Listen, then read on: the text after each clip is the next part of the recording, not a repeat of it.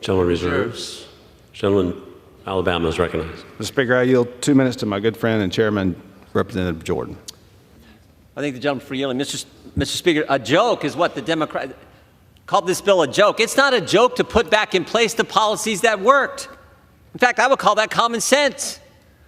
Remember what happened on day one of the Biden administration? They said, we're going to get rid of the Remain in Mexico policy. We're going to stop building the wall. And when you get here, you will be released. Well, who the heck wouldn't come if that's the policy? And that's exactly what's happened. On pace to get to 12 million migrants entering the country in the Biden administration. So this bill fixes those things. It says we're going to build the wall, provide money to do so. We're going to go put back in place the Remain in Mexico policy, which worked. And we're going to end this catch and release. And guess what else it does? Guess what else it does? Changes the way they're doing parole. The very program this administration put in that allowed the individual to be released into the country who killed Laken Riley.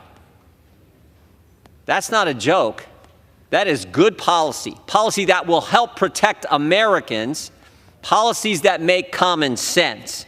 So I appreciate the gentleman from Arizona for sponsoring this legislation, Mr. Moore for managing on the floor, and the Judiciary Committee who's worked on this, Republicans on the Judiciary Committee who've worked on this issue for a long time.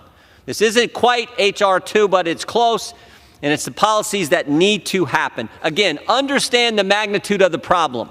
On pace to get to 12 million migrants coming in this country in a 4-year time span. That's what the Biden administration has given us. Everyone knows that's wrong. Everyone knows the policies they've done intentionally, deliberately, willfully on day one have been harmful to the country.